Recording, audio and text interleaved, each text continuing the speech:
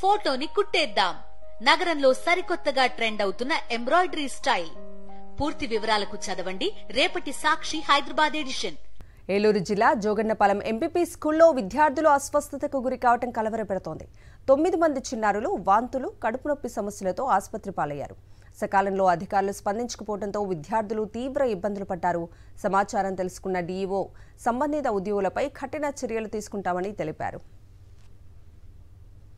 ఇదే విషయంపై మరింత సమాచారం మా ప్రతినిధి రాజు అందిస్తారు. గోపన్నపాలెం పిహెచ్ వద్ద ఉన్నాం. ఇక్కడి నుంచి కూడా విద్యార్థులు ఎవరైతే అస్వస్థత గురయ్యారో ఆ అస్వస్థత గురైనటువంటి విద్యార్థులు కూడా 108 అంబులెన్స్లో కూడా ఇక్కడ ఉన్నటువంటి చూస్తే కనుక ఏలూరుకు సంబంధించినటువంటి ఆసుపత్రి కూడా తరలిస్తున్నారు. డీఓ కూడా ఉన్నారు. ఇక్కడ డీఓతో మాట్లాడే ప్రయత్నం కూడా చేద్దాం. మేడం గారు చెప్పండి, డీఓ గారు ఎప్పుడు జరిగింది ఈ ఘటన, ఏంటి అసలు? 9 మంది అమ్మాయి.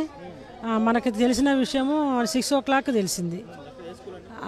ఎంపీపీ జోగన్నపాలెం ఎంపీపీ స్కూలు అక్కడ. మరి అంటే కుక్కులు సరిగ్గా వండకపో అన్నం ఇవాళ వెజ్ బిర్యానీ అది సరిగ్గా ఉడకపోవటం వల్ల ఇట్లా జరిగిందని చెప్తున్నారు.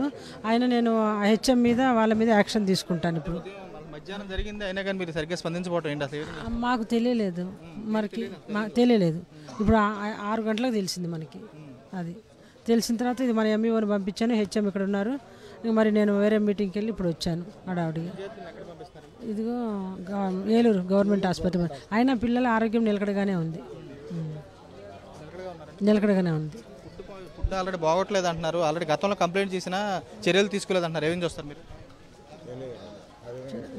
మీరు లేదంటారు, వాళ్ళు కంప్లైంట్ చేశారంటారు. ఆల్రెడీ పేరెంట్సే చెప్పారు, పిల్లలే చెప్పారు బాగలేదని.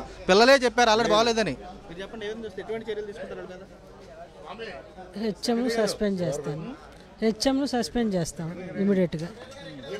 కుక్కం హెల్పర్స్ని ఎక్స్ప్లెనేషన్ కాల్ఫర్ చేస్తాను.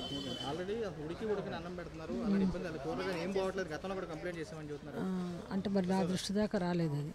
ఇప్పుడు ఎంక్వైరీ చేస్తాం, ఖచ్చితంగా చేస్తాం ఎంక్వైరీ.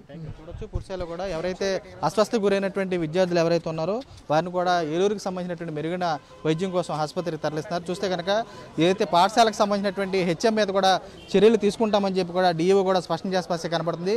విద్యార్థులకు సంబంధించి కూడా మధ్యాహ్నం జరిగినటువంటి ఘటన మధ్యాహ్నం జరిగితే తమకు సంబంధించి సాయంత్రం 6 గంటలకే సమాచారం అందిందని చెప్పి వారు కూడా స్పష్టం చేస్తున్నారు. చూస్తే కనుక 108కి సంబంధించినటువంటి అంబులెన్స్లో విద్యార్థులు ఎవరైతే ఉన్నారో ఇక్కడ ఉన్నటువంటి విద్యార్థులు అందరూ కూడా వీళ్ళు కూడా పూర్తిగా తరలిసినటువంటి పరిస్థితి కూడా కనబడుతుంది. చూస్తే కనుక ఫుడ్ పాయిజన్ సంబంధించి కూడా గతం నుంచి కూడా ఫుడ్ పాయిజన్ ఏదైతుందో ఫుడ్ పాయిజన్ జరిగి సుమారు 9 మంది విద్యార్థులు కూడా అస్వస్థకు గురయ్యారు. చూస్తే కనుక అధికార యంత్రాంగం కానీ ఇక్కడ ఉన్నటువంటి టీచర్కి సంబంధించి కానీ ఎవరైతే ఉన్నారో ఉపాధ్యాయులు కానీ పూర్తి నిర్లక్ష్యం అయితే వహించారని చెప్పొచ్చు. చూస్తే కనుక ప్రధానంగా వీరంతా ఒకటే కోరుకుంటున్న పరిస్థితి కనబడుతుంది.